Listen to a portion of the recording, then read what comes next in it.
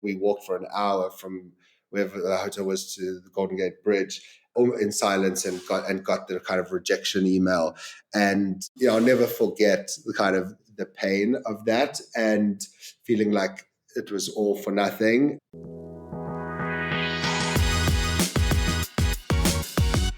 Welcome back to 40-Minute Mentor, the podcast on a mission to raise aspirations and inspire the next generation of category-defining founders, all in just 40 minutes. Today, we're joined by Gideon Valkin, a former entrepreneur, FinTech commercial leader with Monzo and ClearScore, and an experienced VC investor. Gideon is now combining his founder, operator, and investor experiences to launch Andrena Ventures, a £12 million solo GP fund. Andrena is investing $100,000 to $400,000 tickets at pre-seed and seed stage into founders that are alumni in the UK and Europe's most industry-defining companies. This is a very exciting time for Gideon, so I am super excited to dive into his career to date, to hear all about his Andrena journey so far, and learn about his big, bold visions for the future. So a big welcome to 40-Minute Mentor, Gideon. Thank you so much for joining us. How are things today?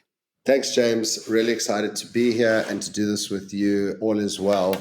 We got a decent night's sleep with our 5-month-old who's still breastfeeding and sleeping with us. So that means it's a good start to the day. That's a great start. And I remember those sleepless nights. So I'm thrilled that you've had a decent night's sleep.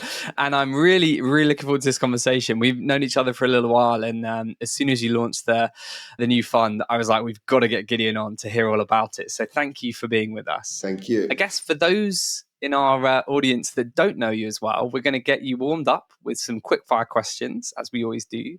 So please finish the following sentences after me. Question 1. Being a successful VC means to me...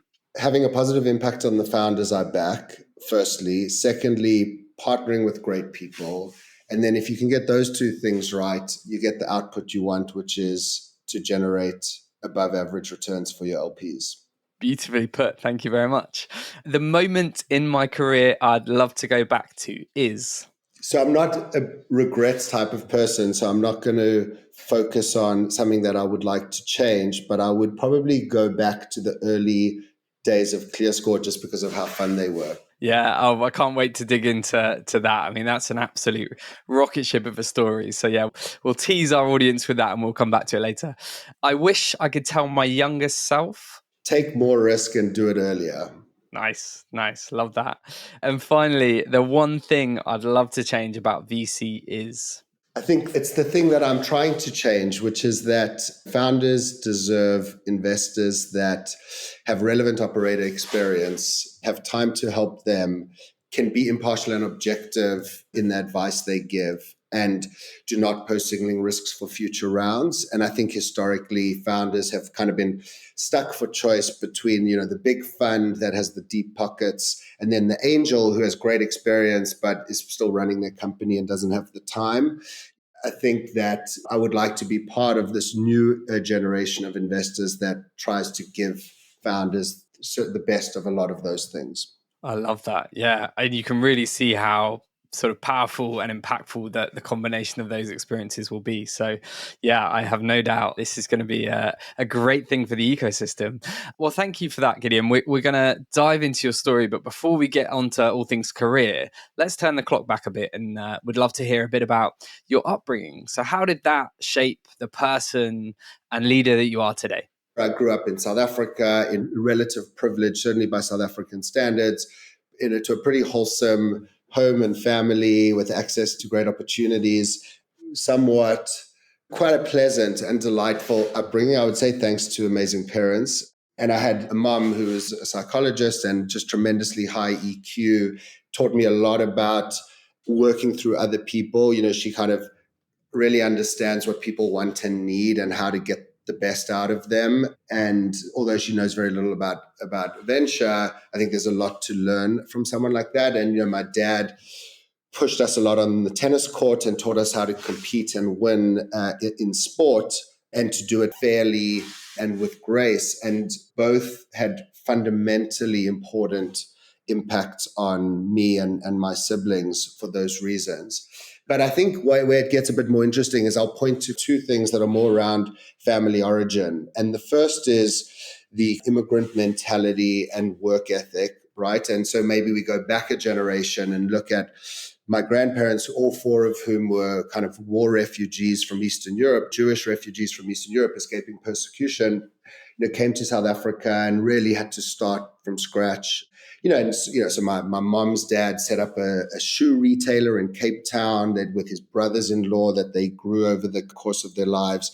My dad's dad started built a shop on the mining town in South Africa, which my dad and his cousin later expanded from 1 to 20 stores over 25 years. They travel at least 45 minutes up to 2 or 3 hours, depending on the store, every day for 25 years. And so, you look at that, and when I think about that and the kind of home I grew up in, there was a really strong kind of blue collar work ethic, like a no messing around type of environment. And we were very much ingrained to us at a young age that we were a family that had done it the hard way and there was no other way. And so that, I think, has very much set the basis of how me and my siblings like to operate. So that's like the first thing. And then the second thing is more around the community we grew up in. So I think, like many immigrant communities, the Jewish community in South Africa was very tight-knit. Everyone knew each other. My parents' friends and business partners were people they'd known their whole lives. Their kids were our friends. We're all still friends today. And essentially, this was a place where it was very strong values and where people, your reputation and these long-term relationships just mattered more than anything, right? Your reputation was everything. And there's some amazing stories about what people in my family have done in the past to like maintain their name and the reputation.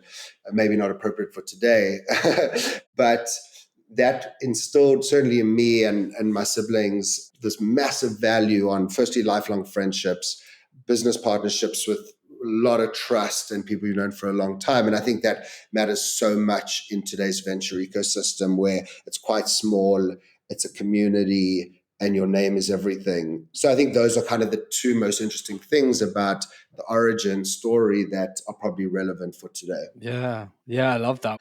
What a family you grew up into, and clearly a lot of those traits and experiences have sort of passed on to you, which I think is really cool to see that intergenerational sort of transfer of things that really matter. I guess growing up in South Africa, that in itself had a very significant impact on how you see the world. So do you mind sharing a bit about your experiences and why they've had such an influence on the person you are today? Absolutely. So it had a big impact on me, and I'm still very close to South Africa. I'm a big Springbok fan. Love going back and spending the winter months here and the summer months in Cape Town. But to kind of answer your question, I was born into apartheid South Africa, and I was 6 in 1990 when Nelson Mandela was released from prison. That was my first year of primary school. So I kind of interestingly grew up at this intersection of South African history, and in some ways was in this first generation of the new South Africa. And what it meant for me was that I grew up, like I said, in relative privilege, but in close proximity to poverty and just a tremendous amount of inequality, and not just inequality, but inequality that had been driven by political injustice, right? Like the most unfair of all inequality. And that instilled in me the sensitivity towards social justice and economic fairness, and maybe some guilt around my own privilege. And so when I got to college in the US, where I went to Harvard undergrad, I landed up focusing my studies on this idea of, how do countries develop their economy coming out of political injustice? And that was a kind of a major that I created and was really fascinated by. In 2006, in my junior year of college, was when Muhammad Yunus won the Nobel Prize for the work he had done in microfinance at the Grameen Bank of Bangladesh. And this idea, fast forwarding back to college, that you could offer financial services to the people who needed it the most, who were historically excluded, in a way that, in a business model that actually worked, was just blew my mind. And there was born this desire to work in consumer and SME finance in a way that increased accessibility, transparency, and fairness for people. And so that growing up in South Africa led to this academic interest in college, which I think we potentially will come back to this later on, formed the basis of my interest in FinTech years later. Got it. Really, really interesting. You mentioned tennis earlier. Before we come on to career, I know tennis has played a really important part in your upbringing and probably taught you some transferable skills that have helped you in your business career today. So tell us a bit about your experience there and what you learned from being an elite tennis player. Yeah, absolutely. So I came from a big tennis family. We all love tennis. My dad was a club level player. He passed it on to my brother and me. And basically all I wanted to do growing up was to beat them, right? Like beat my father and then beat my brother. My brother and I were 11 years apart, but kind of respectively were each top juniors, went to go play college tennis in the US. I played 2 summers of professional tennis, didn't get very far. And then since then, it's all just been more about getting out of the office, staying fit, enjoying kind of keeping the competitive edge alive. But to answer your question, in tennis, I think was my dad's way of firstly bonding with his sons, and secondly, teaching us some life lessons. And then furthermore, in college later on, the coach was served there for 40 years and very much saw tennis as this tool to turn boys into men and like kind of geared the program around that. So it very much was this school in many ways for life. And so if I was to tease out some of the core lessons that I still think about almost on a daily basis, I would say that I think the first thing is that from a young age, you just get a lot of reps of winning and losing, right? Like from the age of 9 to 18, I played hundreds, if not thousands of matches. Each one was its own drama, heartache, or glory. And you just learn how fickle both success and failure is. And there's always a way back, no matter how bad it feels. And at the same time, you're always one match or one step away from losing it. And that has come in really useful as in the roller coaster of life and career later on, I would say. And then also even within a single match, you play hundreds of points, right? And what separates the great competitors from the not so great competitors is the ability to really separate each point from the other. This idea that you can't dwell on the point past if you get down on yourself, or even worse, if you get a bit cocky because of what happened before. That's when you start to find like the match slipping away from you. And so you become almost like in Sun Tzu's Art of War, he talks about this, you become quite objective and emotional about each point that you play. And if you watch like Federer and Djokovic, this is what they do so well. It's like every time they start a point, by looking at them, you would have no idea what happened in the point before. And then maybe the third thing to focus on is pressure, right? You're dealing with a lot of pressure by yourself. And when the match is close and you feel like there's a lot on the line, your body and your mind start to almost play tricks on you, right? They tighten up, they get conservative. So you learn how to counteract that at quite a young age, and how to, in those key moments when you might feel like taking less risk and being more careful, how to actually double down on your strengths, kind of play bigger, take more risk, do what feels maybe unnatural in that moment, but is so important because that's the best way to win. Yeah, love that. Such an interesting backstory. I mean, clearly playing at elite sport, I've seen a lot of people go into become successful entrepreneurs or investors that have this background in competitive sport. I think it teaches you so much. So I'm glad we've had a chance to talk about that. But we do need to come on to talk about career stuff. And you've had a really interesting one. You've been a founder, you've been an operator at some of the best fintechs in Europe, and also more recently an investor. So tell us a bit about this squiggly career. What have been some of the highlights for you? Do you mind maybe giving our listeners a bit of a high-level summary of your CV? That would be awesome. Yeah. So look, I started my career in investment banking. This was partly just a way to keep options open. When I finished college, kind of had this implicit choice. I could follow my passion and go work for a microfinance NGO, live in a kind of remote part of the world and be poor, frankly, or, take an amazing job to go live in New York, work at kind of a big bank, become financially independent and have a good time. And for better or for worse, I chose the latter. By the time I finished business school, kind of 6 or 7 years later, the world had fundamentally changed. And, I felt there was a whole generation of tech entrepreneurs that had built category-defining companies in these age-old industries like transportation and hospitality, companies like Uber and Airbnb. And I felt like this was starting to happen in consumer and SME finance. And I just became obsessed with this idea that we could use technology, the internet, data science, and good design to solve some of these problems that I really cared about, right? And this was my core motivation for going into FinTech and starting FriendlyScore. And so just the quick whistle stop from there, and I'm happy to go into more depth on all of that. We started FriendlyScore in 2014. We were trying to help lenders, consumer lenders, mostly in emerging markets, but anywhere, make better credit decisions on more people, essentially by building data infrastructure for them. Some key lessons from FriendlyScore, I think, were that, firstly, I love being a founder, and secondly, that we were not building the right business. I kind of came to the conclusion that it's really difficult to build a good business just doing analytics for lending. It's not really where the value accrues to. And I kind of came to this conclusion that to make money in this space, you had to either be the lender or the marketplace that introduced the borrower to the lender. So I spent a lot of time thinking about what we do. And I wanted to exit the business, and we tried to sell it to ClearScore. And at all said and done, my co-founders ended up carrying on building FriendlyScore, and I went to ClearScore. At ClearScore, I was there for the most exciting time. We built a tremendous business, first in the UK and then in South Africa, India, and Australia. Now, I think even more markets. And we really helped tens of millions of users understand and access good credit. And what I learned while I was there was that we built this best-in-class product marketplace for people to get access to products. But where we were constrained was on engagement, right? People came back to check their credit score once a month.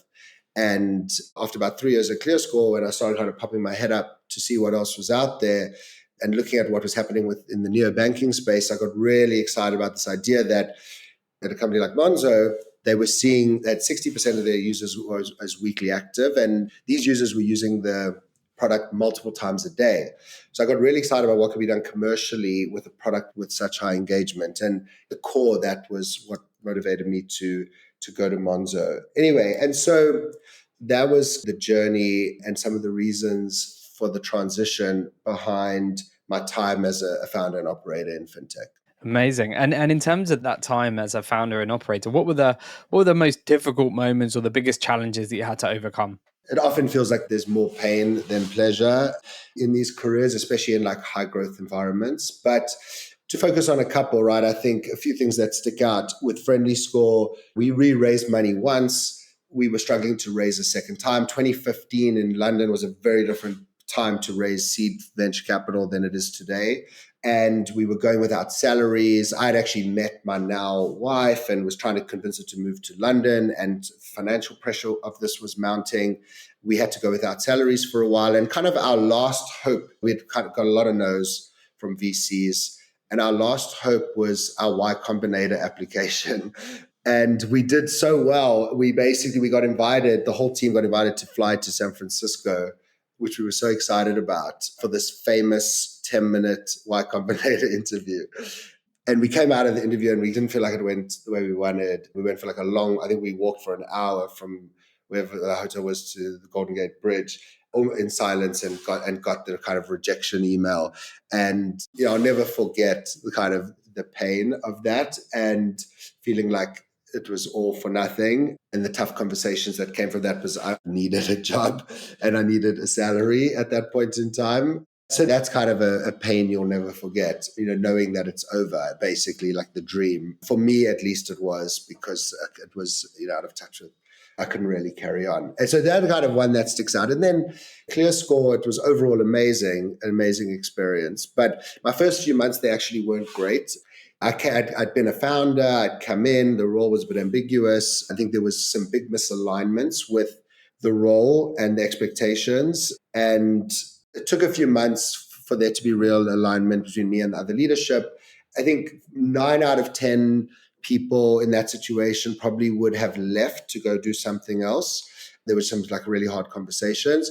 I just had a lot of conviction in the company, what they were doing, the mission, kind of the business they were building, the mission we were going after, and then my ability long term to actually impact that.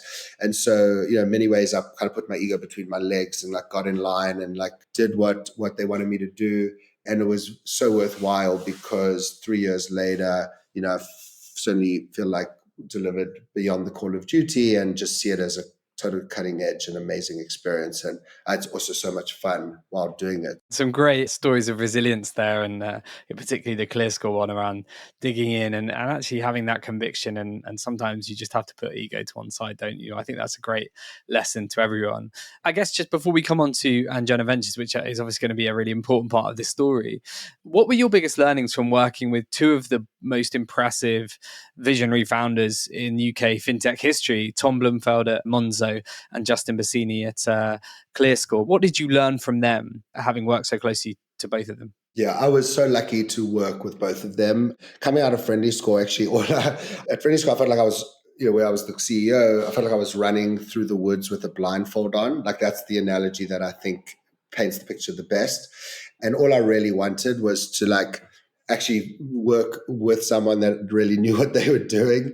And I think Justin was that in spades. And, Justin's like a force of nature. He's massive sense of urgency. He's kind of like the army general you want to be in the trenches with. It's blood, sweat, and tears all the time. And he cares so much. So a lot of good things. And I learned a lot from him and Andy Slee. Andy ran Skyscanner in Asia and came in as essentially the COO. And I think he's now the UK CEO.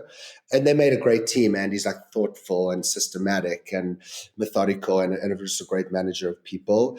And I think from them combined, I learned how to take a working business model and execute on building a sales and marketing engine that just steams. And I was lucky to be there for such an exciting time. I think with Tom, it was a bit different. Firstly, Tom's a friend, right? We were friends before I joined Monzo and we're friends today.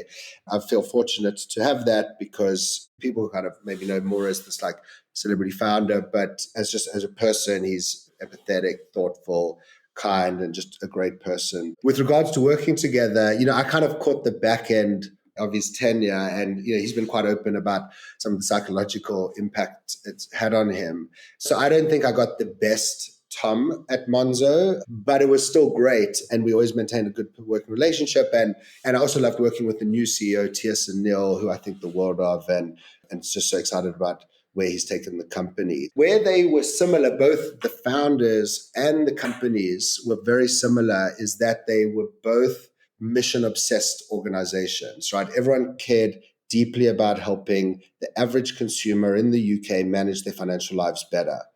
And I don't think you could have reasonably expected to work and succeed at either of those companies unless you genuinely cared about solving these real financial problems. And that was inspiring. And that all came from the leadership. Really should get a lot of credit for firstly caring so much themselves, and then instilling that, hiring for it and instilling it and making that the main thing all the time. Well, we must come on to talk about your latest venture, Andrena. I guess that came off the back of your time as a VC investor at Entrée Capital.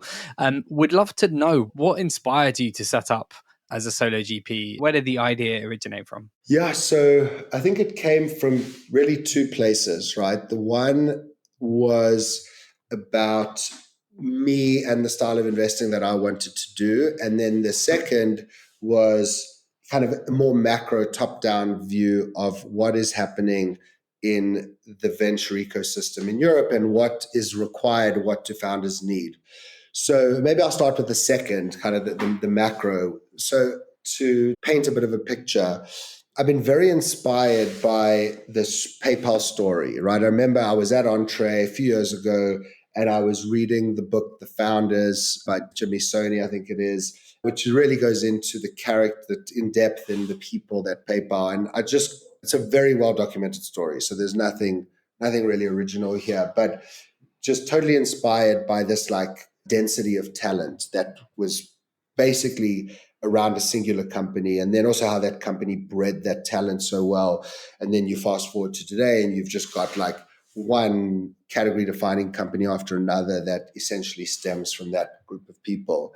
So that's the initial inspiration. Then at Entrée, I was also inspired by I was working in London, helping IV invest globally, but we had this Israel team that had such a competitive advantage backing Israeli founders because they kind of knew everyone from the military units, and there was this closed-knit ecosystem around the military that allowed VCs to just have first look and a massive advantage in terms of picking the right founders, talking to them early, having the trust with them, and therefore getting into the best early stage opportunities. So I kind of looked at this and then realized that in Europe, we're having a similar moment, but it's happening around FinTech, right? It's like we've had this sector that's just massively outperformed. Half of all the unicorn outcomes in the UK are FinTech companies, more than a third in continental Europe. And for whatever reason, and there's lots of reasons, and that's also a conversation maybe for another time, but for whatever reasons, you've had this massive concentration of talent around these first generation fintech companies. And you fast forward over the last 10 years and you fast forward to today, and so many of the founding teams that everyone wants to back are teams coming out of this ecosystem. And so that's kind of the macro. And then on the micro, I realized these founders, they want the big lead investor, of course, but then that's gotten very competitive. If you're trying to lead seed rounds in Europe, you're competing with Sequoia and Excel and everyone, and it's getting expensive, etc. So you kind of want one of those, but then you want an angel who is got experience that you respect and that's relevant, has time to help you, can really be objective and help you put the best round together and not pose a signaling risk for the future. And for me, I've really valued those angel-like relationships that I had when I was angel investing kind of before Entree. And so just felt like that was a role that I could fill in the ecosystem. And I'd also seen, I'm certainly not the first, I've seen peers start to do that already, see that it's possible, and very much wanted to be on that bandwagon, right? One of my solo GP peers calls us the Rebel Alliance, like trying to change venture for the better. So I think the combination of seeing this where we were in the European ecosystem, seeing that I could play a real role in filling a gap, and also being an insider as an ex-fintech founder and operator, I think is crucial. So for all those reasons, I would say that's what motivated me to go and do it. That's awesome. And how was the process of raising a fund, like a solo GP fund? Tell us a bit about that. In 2 words, very difficult. Anyone that's ever raised a fund will tell you it's difficult. Then layer on top of that, being a first-time manager with no DPI, that's actual capital return to investors, even tougher, right? Like even more difficult than the average experience. Now layer on top of that, doing it in the worst market in the history of tech. I think it's safe to say we've never had a worse market for tech specifically since it's existed. And it's, arguably impossible. So more than anything, I'm just so grateful to the, I think, 23 people and institutions that kind of took a punt on me, have gotten to know me over the years and worked with me and kind of put me into business. I'm very, very fortunate to actually be in business, given all the things I said before. Yeah. I mean, it's super impressive. And I think it talks to your conviction, your drive, the resilience, all the stuff you spoke about from your earlier life and career that I think has come together, and the relationships you've built, that people are willing to take a punt despite all of those reasons why a lot of people could easily have not parted with their cash. So I think, that's huge validation for you as a person and the vision you have for Andrena.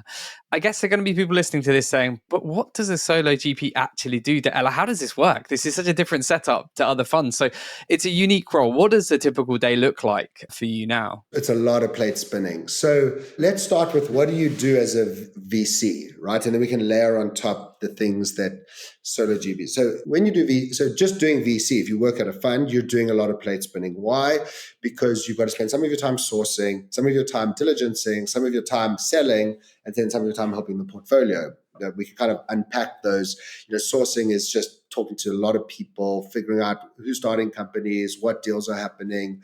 And you've got this like top of the funnel of hundreds, if not thousands, of opportunities for every one or two or three that you're ultimately going to do diligencing. So once you actually like something, you just do a whole lot of homework, referencing the founders, learning everything about them, learning about the space, the competition, coming up with a thesis around what approach you think will win. So, that's like the homework, the actual analytical stuff.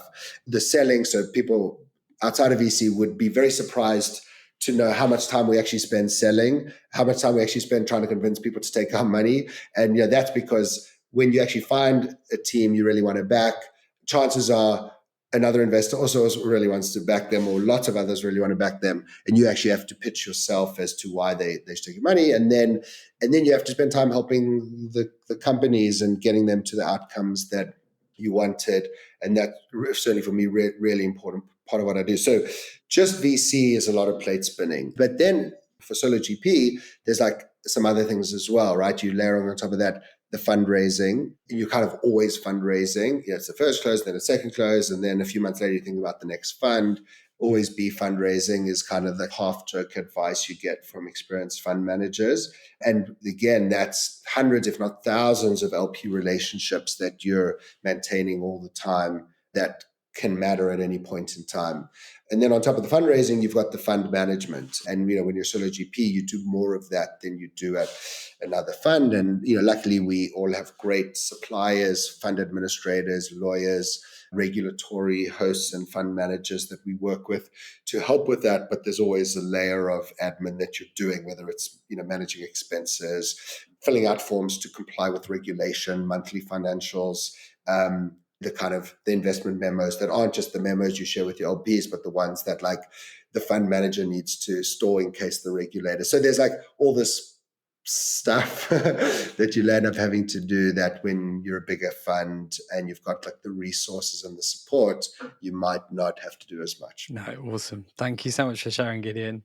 I guess you've already talked a bit about one of the reasons to create this was, as a founder, as an operator, how important it is to be able to give time and support and expertise alongside the kind of, investing experience. So tell us a bit more about how you tend to work with founders in your portfolio day to day, a bit about the impact you can have, and maybe some examples of the success stories. I know that, for instance, Tim Chong from Yonder, a former 40-Minute Mentor alumni, is one of the founders that you've invested in over the years. So tell us a bit more about that, if you don't mind. Yes. So I see myself, in terms of how I like to work with founders, the analogy I think that helps sometimes here is I see myself as the sibling versus the parent, which is often what like the board is. And the board's typically comprised of the big funds that have led the rounds, right? So where they like are supervising and making sure you're not running out of money. And then like if you are running out of money, that's who you go to for more of a parent-like relationship. Whereas I see myself more as the sibling. It's like I can be like a slightly higher trust. You can come to me with one or two extra things that you might not want to go to someone else with.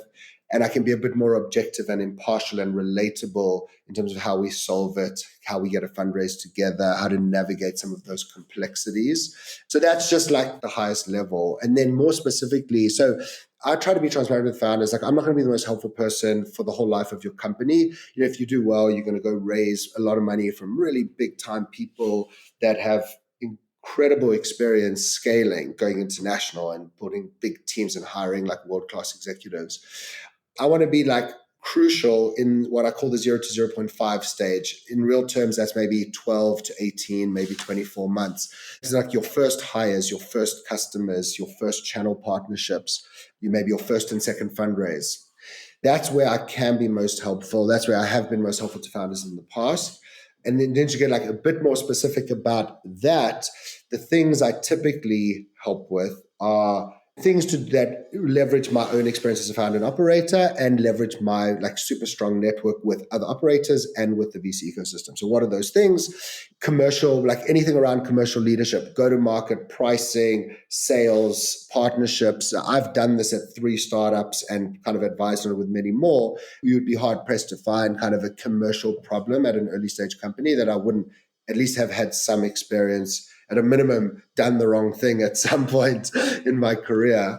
That can be helpful. The second is, so if it's a fintech company, and I'm not just investing in fintech, but if it's a fintech company, there's like a whole bunch of domain expertise, obviously. And then just the founder empathy, founder guidance, like, how do you think about a human problem around personnel or trusting an investor? There's a lot of the stuff that doesn't get spoken about, that founders talk about in more high trust environments, that they can come to me about, and it's just this general like founder to founder guidance bucket. So that's on my experience. And then on the network, I do a lot of recruiting and a lot of fundraising. Like in some ways, I'm a glorified recruiter and fundraiser. I stay in touch with all the good operators I've worked with. I place them into portfolio companies. They placed more than 7 people into portfolio companies as executives. And then fundraising, I know, I'm very fortunate. I have good relationships with a lot of the big and important venture capital funds. Some of them are LPs of mine. So I almost go as far as say that not a single fundraise happens in my portfolio companies that I don't play some role in, either introducing new investors or helping the founder navigate some of the complexities. Yeah, so those are the key things. Sounds hugely valuable, and I can imagine there are going to be people listening to this saying, I would love Gideon as an investor to support me in my journey. I guess when we look at the portfolio that you've invested in so far, what was it about the founders that you backed that really stood out to you? So I guess this is some tips for anyone else listening to this that wants to get on your radar in due course. What really makes a difference for you in a founder? I'm more focused on teams than markets. And that's a function of the stage I invest in, what I actually think I'm good at, which is more assessing people.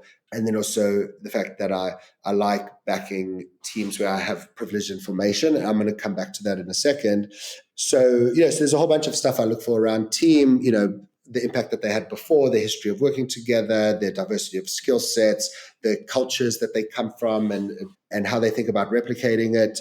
Having seen or been part of category defining companies and want to like replicate that, really understand the sacrifices that come with it. So there's all these things, so I think let's focus for a second on like, what are the things that I look for that maybe are different, or at least not spoken about a lot. So I think the one, and this very much relates to, you asked about Tim Chung. I think he's such a great example of this, as is, Tristan Thomas from Monzo, who I backed at Packfleet. This like real humility, self-awareness, loosely held strong views, and kind of combining that with being like absolute killer on execution, right? Someone that you can have a conversation with and you feel like they're soaking up anything they can to learn from you, even though they're the expert and you're the idiot, they're still looking at it as like an opportunity to learn. And then they'll go and make a decision about what to do, and it will just happen at a speed that like you couldn't even imagine, right? So Tim Chung, firstly, he's the only fintech founder I think that I've ever heard of that delivered a license and a product ahead of schedule. I mean, that's just unprecedented in fintech, because there's just so much crap that you land up getting stuck on in both of those things.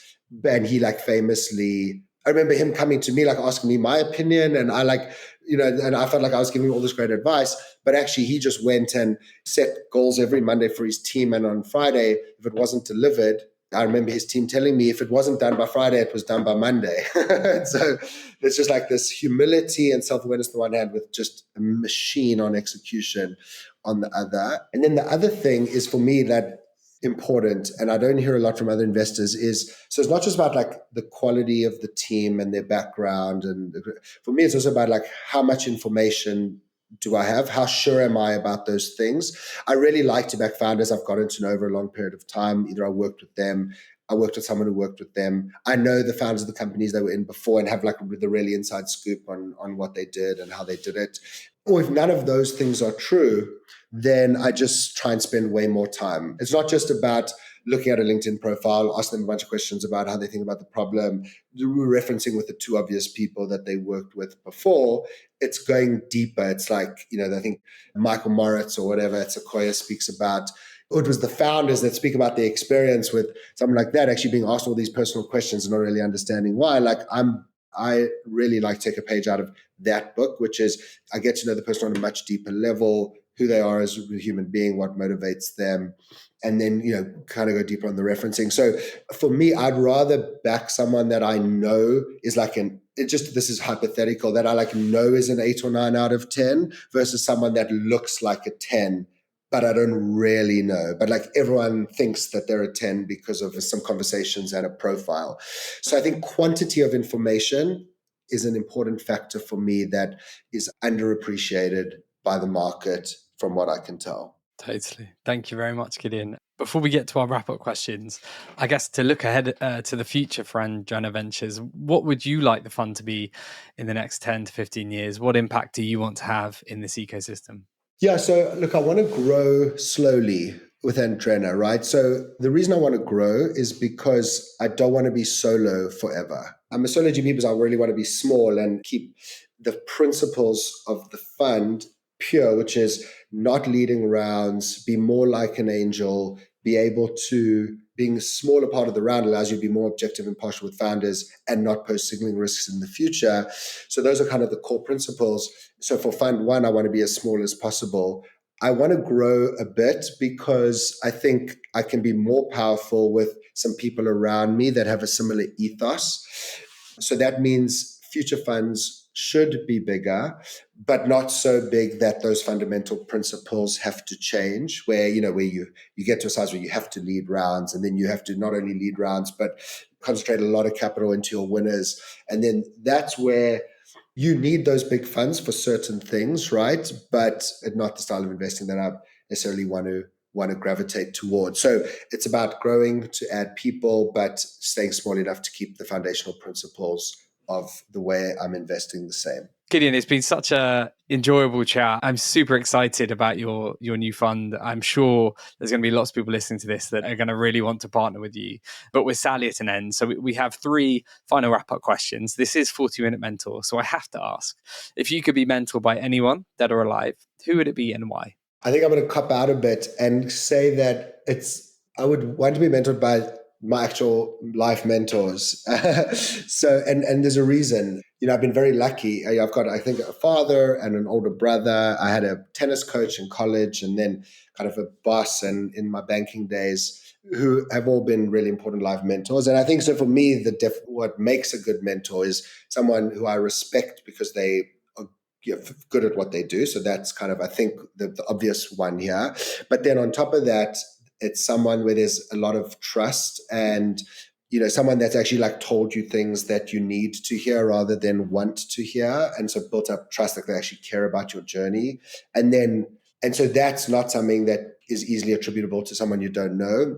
And then the third is like, for me, it's not just about work, it's about life balance, right? So all my mentors have tended to be people that like, on the one hand, are good at what they do, but they also have like general lives that they're proud of, whether it's family or friendships or whatever. And so for me, like mentorship is, I guess, a bit more holistic in that way. And so I actually feel very lucky that those, say, 4 people, and then I'd say a few close friends that I've learned a lot from along the way as well, would be it. Thank you. And what are you most looking forward to in the second half of 2024?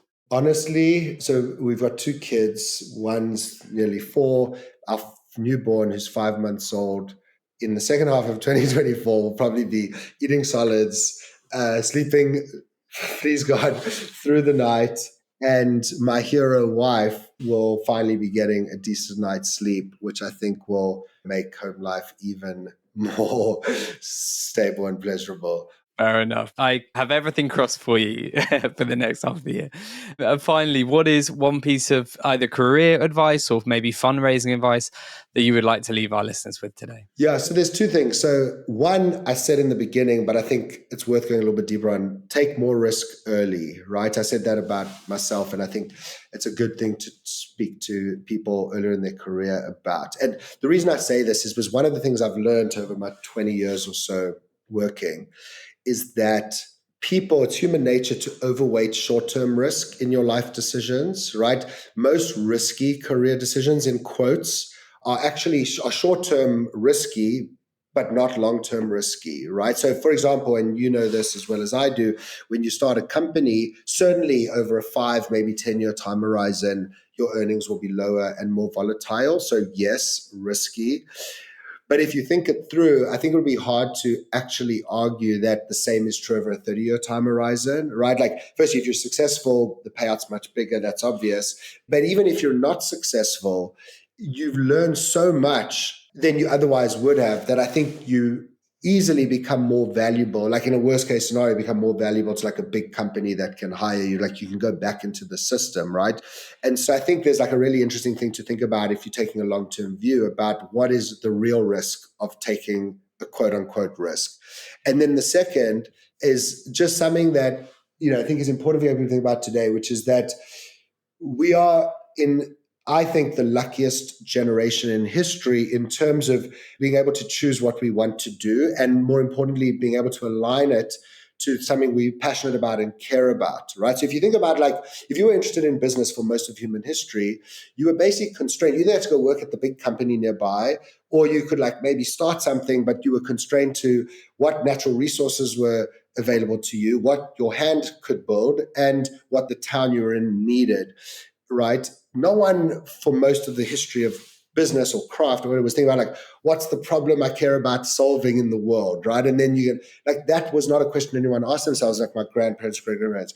But that's changed now. Like, if you're interested in music or fashion or design or consumer credit scoring, like if you're a nerd like me, you can either go, it's easy to start a company. You can go work at a startup that's doing it. You go work at a scale up. Technology and the internet's allowed our generation to go and solve just about any problem in the world. And so there's almost no excuse to not go go do something you really care about in that context. And I'll leave it at that. It's a great place to leave it. Gideon, thank you so much for being a 40-minute mentor. I've really enjoyed the conversation. What a CV you have. And I have no doubt that Andrena Ventures is going to be a hugely successful fund. So yeah, all the very best with it. And thank you for sharing your story today. Thank you so much, James. Great as always. And look forward to catching up again soon. Look forward to it. Cheers.